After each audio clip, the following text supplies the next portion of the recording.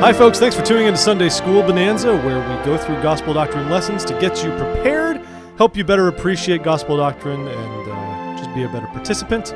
Also useful if you just can't go for whatever reason. I'm joined this week by the amigo, Dustin Homer. Hola. What's the word for friend in Canada? I don't know, actually. I'm not sure Canadians have friends. Dustin served his mission They're there, friends? so that's what I never heard a friendly word in Canada. we bond over Toronto. That's what we do. Toronto, T-dot to the locals. Is that what they call it? Indeed. T-dot? If you're hip.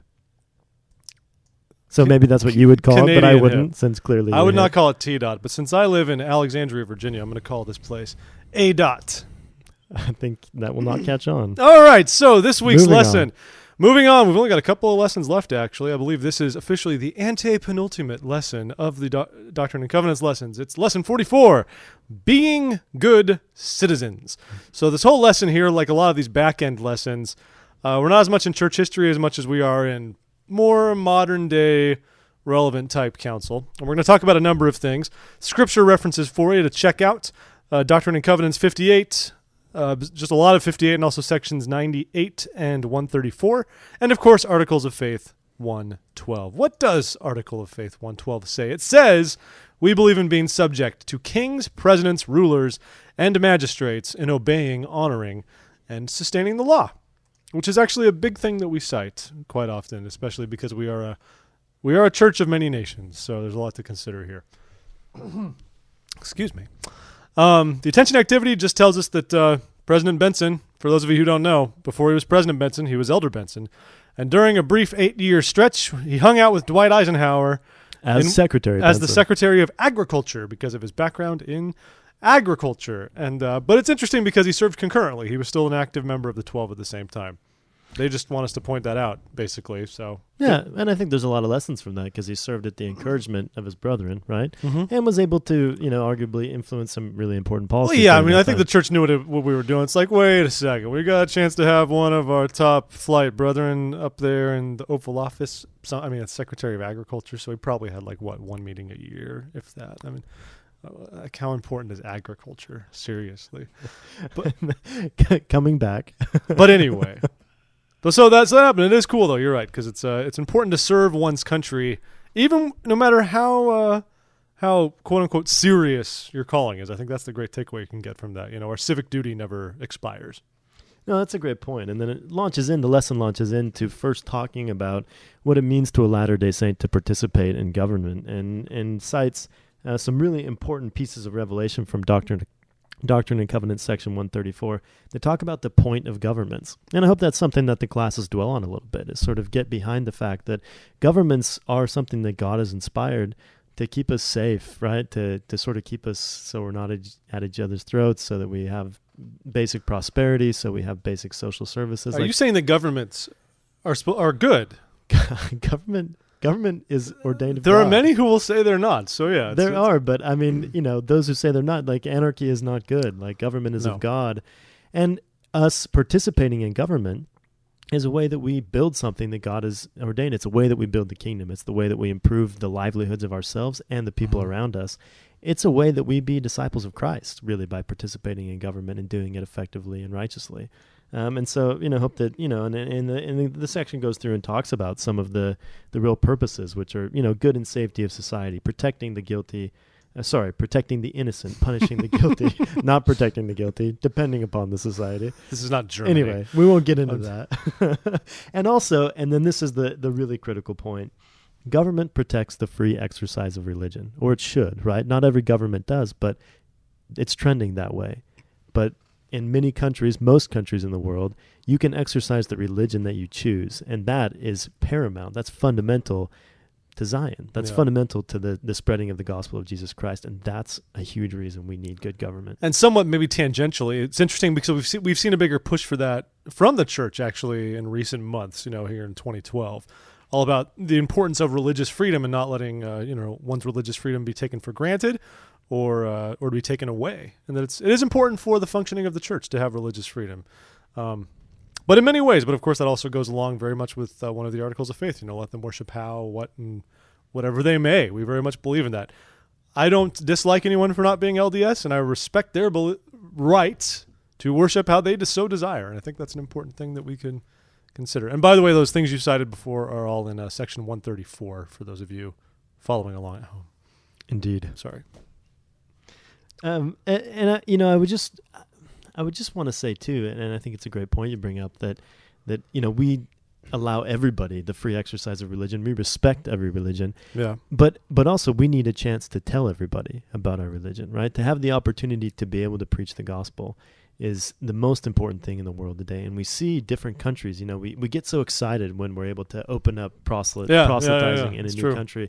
And that's why we participate, right? We preserve that in our own countries and we lobby for it in new countries. And if the Latter-day Saints aren't actively engaged in that process, then we're not doing everything we can to really bring about Zion. All right. Now, building on this, though, the next little subsection here is obeying the laws of the land is what we want to talk about. And there's a fine line there, right? Because we want to spread the gospel. We want the church to have a chance to flourish everywhere. But we also believe in obeying the laws of the land. We don't believe in sort of, surreptitiously sending missionaries and with a secret agenda. It's like, no. They are agricultural assistance missionaries when in all, But we do our part. Obviously, there's, of course, a great element there. We want to show that we're good neighbors. Like, for example, China.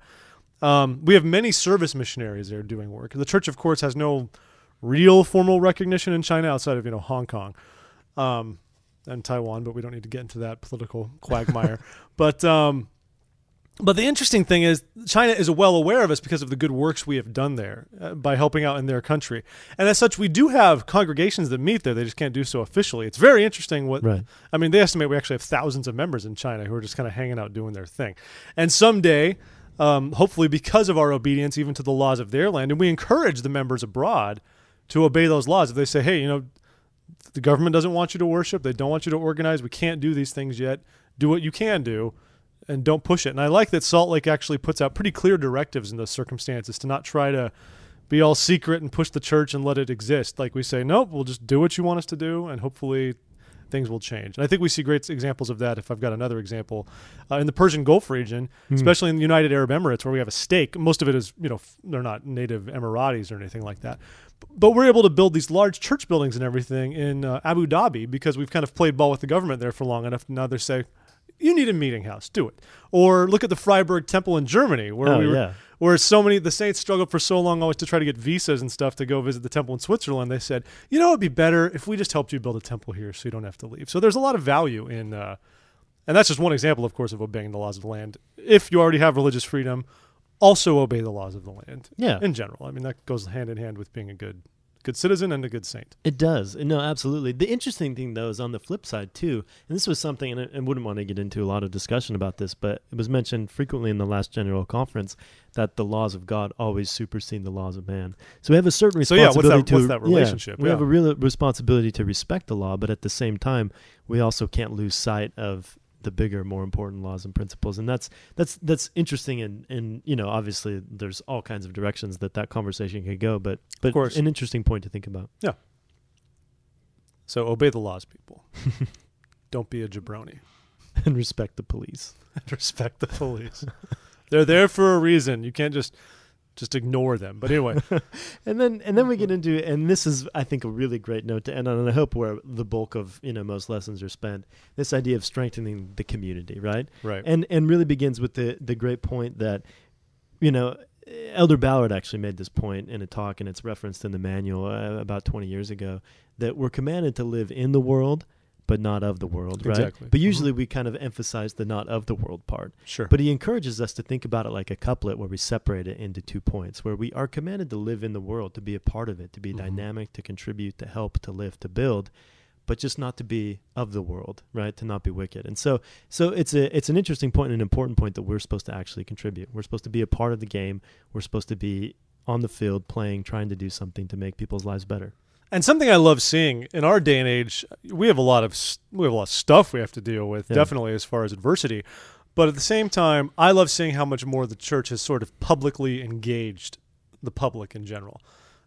I think that there are very extensive periods of our history because of especially our old pioneer history where we felt kind of badgered by society at large, that we've kind of just tried to keep to ourselves and not bother anybody. And I'm seeing slowly, I feel like, we're engaging more in our civic duty, and that could even be politically. You know, we're being more vociferous if needs be, or what have you. But yeah, it's just it's great to see us being far more public, and whether it's Mormon helping hands, whether it's days of service.